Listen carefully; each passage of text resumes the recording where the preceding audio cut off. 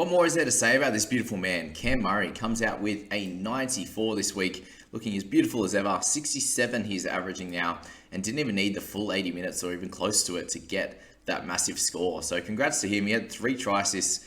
The first 3 tries that were laid on were from Murray's hand, and he was on 60 in 22 minutes or something stupid. Got a bit of a rest at 32, I think, and then came back and picked up his extra 30 points in the back end of the game, and just really deserves this score. And I suppose a lot of people were saying that Muzz would come out, and even if they didn't play the full 80 minutes, him, Latrell, those guys would come out and score really well. Same with Cook in terms of getting try assists, whatever they needed to do. And that obviously worked out well. This game was looking pretty ugly. It could have got a lot worse. 36-6 before half-time there.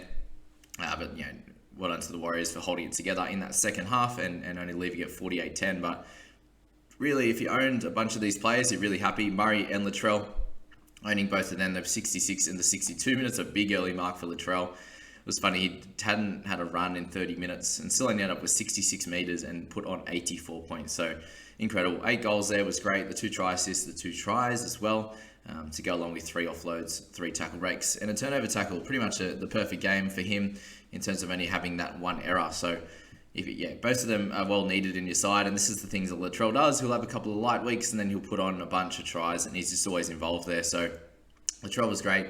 Murray, as we spoke about, very much a must-have. If you can get him if there's an injury or suspension, you can somehow get him into your side, and you don't yet, then try and do so. If you had him as captain this week, congratulations. He was one of the top 3 or 4 best options. One of them, we'll talk about in this video, unfortunately, didn't have a great one. And if you did captain that man I'm thinking of, let me know in the comments below. I'll give you some love for that. Colin Matangi, another big score for him, including a try again. He continues to do it. Amazing work from him, 62. Damien Cook, if you captain in the 59, obviously, I think a few people are I'm so annoyed that I captain Cook. I get it, but not every week that you have the other captaincy options get 90s, right? So Cook, the 59, you take it. You miss out on 30 points. Not great, but not the end of the world. So still got his 59, did his job, didn't have to make that many tackles. The run meters were great, and obviously got the try assist and the try. So well on to him. Totola, another try as well. Well done. Jack Murchie and Curran, let's give them a little shout out. They played really well in a well-beaten side, 57 and 53 respectively. For Curran to come out and get 53 in that 48 minutes, including a line break, 33 tackles there. Very well done. Jair has been really solid as well. He still made 82k for the season, so he's done a job. Averaged 47.3 on that left edge. We had Thompson, who comes in and got a crack, and what a game to come in and play for your first one of the season, especially 49 with a try, a couple of line breaks there, try saver to go with it, 175 meters. So congrats to him. Freddie Lussick also did a decent job in defense there up against this side. Lockie Ilias is sort of coming into his own a little bit. Running the ball 113 meters was great. Obviously had the try assist and the try himself as well. That great combination he's building with Colin Matangi. So well done to Ilias. All right, Tohu, what could you expect in this one? So the 4 missed tackles, there was one really bad miss, the one where Latrell went through and scored. So I don't know what that was. He just had to put his hands on him. Tohu, come on, mate. You're our rock in the middle there. If you're doing handsy efforts, then the whole team is really. So that was a tough one. Obviously, he was pretty tired. I don't know what the theory was. He was pushing him into one of his players, and anyway, 44 for him. So he's been scoring well, and that wasn't good enough. But again, when there's that many points being laid on you, there's obviously going to be a couple of missed tackles, and you're not going to be able to get your ball in your hands to run it as much either. So that's that. Aiken had a really nice sideways run, which picked him up about 10 points there in the second half. So well done to him to pick up that in a game where they were getting pumped for him to have no missed tackles and still pick up a 40 in the centres. Well done to Aiken. Johnson there with 37. You had Walshy 35. So he had a bunch of errors, penalties, and missed tackles. So not ideal for him. Wile, if you had to play him, 29, cheeky. Tass a 20 in this one, so they dominated and he didn't. 6 missed tackles for him, unfortunately.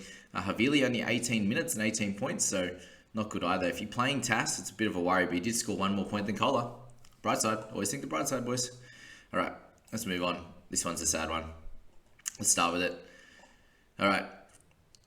Joey Tarpanay. 26 to 31 minutes, rib injury. So he was, actually said 22 beforehand, before the update, so you'll take the extra 4 points, but he was playing okay. He only had the one tackle bust there. Had obviously the penalty and a couple of missed tackles, but he wasn't doing anything crazy special that he usually does, but the PPM was still there. Obviously plenty of runs, plenty of tackles, but yeah, the rib injury, let's hope that it's only a 1 week or two, so you can get him back for the last few, or head-to-head finals and stuff like that, but really not ideal. If you do captain him, let me know in the comment section. I'd say I'd give you something, but I'll give you some love. That's all I can offer you at this stage. My team's going bad too, so. Dill Edwards, 67, so he had another big game along with Isaiah Yeo, the two guys that are holding this club together with the big dogs out. Obviously, Yeo is one of those big dogs, and Edwards has been great for so long, but continues to run upwards of 200 meters. Big tackle break numbers, scoring tries. Isaiah Yeo, 56 in base as well, so no missed tackles. Just really doing his job, being the link man in the middle. That was the other thing with Cam Murray. Just had his hands on the ball every play, it seemed like, and he was putting on everything. And obviously, reason why he was putting on those tries is he just had his hands on the ball each and every play there. Hudson Young, 63, so he's continuing to be that up and down, 60 plus or 30 or less. So he's been solid as well, averaging 51 for the season. Elliott slowly bringing up his average, so 43 now is the average, 56 this week in the big minutes, 64. Only had the 2 missed tackles and 52 in base. So well done to him. We're happy that he managed to get through big minutes this week after the small injury he had last week with the cork, it seemed.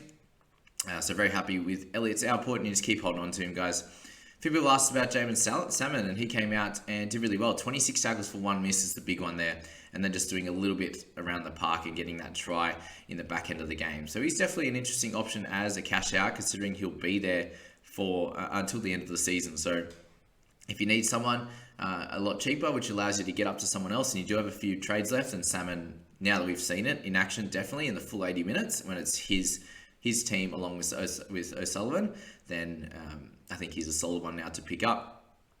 Martin was solid. He got Crichton 42 in his return game. Happy Coruscant. This was the annoying one. Got over for that meaty really early, and then only 6 minutes he spent off the field, so 74-minute effort for 11 missed tackles, which was not nice at all. So neg 22, and only running the ball for 35 meters was the big issue for him. But again, just a very up and down option as well. A 40-odd, then he'll get 70, and usually gets the big one when he scores, but unfortunately not this time. Fogg's at 38 for him, so they didn't play so well, and that coincided with him not scoring so well. Along with Sheldon O'Sullivan, the two boys that a lot of people were looking at in that mid-range, 38 and 37, didn't perform. But I suppose you can look at guys like DCE, only got 46 as well. So it can happen sometimes. And then you got guys like Munster that go absolutely bonkers. So it'll probably change next week, so don't sit there and panic. Like most of them, these guys will be fine. O'Sullivan was an interesting one considering he had the 2 try assists and just a few errors for him, a few penalties. This wasn't really his game. He did have neg 15 in all that, so yeah, he'll be fine. Taylor May, if you're still holding him, the 34, again, it's solid. It's not too far away from where he's priced at. Tunga, not as great this week. The meters were way down. Not ideal. We spoke about Tarpane, and that's really it in this game. Yeah, Chris Smith got the 17 points in that starting team, which normally is a lot higher for him. So I did manage to go to this game, the Sharks v Dragons, with my roommate and his family, which was great. I did captain Nicho Hynes, so I spoke about him as being one of the top options this week. I got 2 things right. I brought in Munster and captain Nicho Hynes, so very, very happy with that. Got that try early, 31 tackles for 1 miss. He was in everything there. Ran for 146, kicked for 300. He was really, really good, and it was everything that you would hope for there. How's that work? 300 kick meters, isn't it? Divided by 3. Shouldn't that be 10? 30, sorry. Divided by 30 would be 10. Why is he at 9 points for that? Someone let me know. It could just be too early and I'm wrong, but I don't know. Pretty sure it's divided by 30. Anyway, just in everything. Did it all. 89. So he's averaging 70 now for the year. I don't know why people weren't thinking about him. He's the second highest price guy. It was Cook and him. I think were the 2 best options. He had Tarpane as a bit of an up and down. He would have been fine if he obviously played the big minutes. And then Cam Murray would have been the next, in my opinion. So, yeah, a bunch of those guys did well. Happy with that. For anyone who captained him, well done as well. Obviously, everyone has him, so it's more just getting that extra points rather than going for Cook is the lucky bit there. And then, down the line, we've got guys like McInnes. This one killed me. Like, we were sitting on the side where they come off, and he was doing really happy with how he was going. To get the offload, a bunch of tackle breaks as well, and then he just came off with about 10 minutes to go. I was like, no. If we got 63 minutes out of him again, it's another 55, and just didn't happen again. So 44, and now we're going to have Finucane coming back, so it's a bit of a worry with Cam.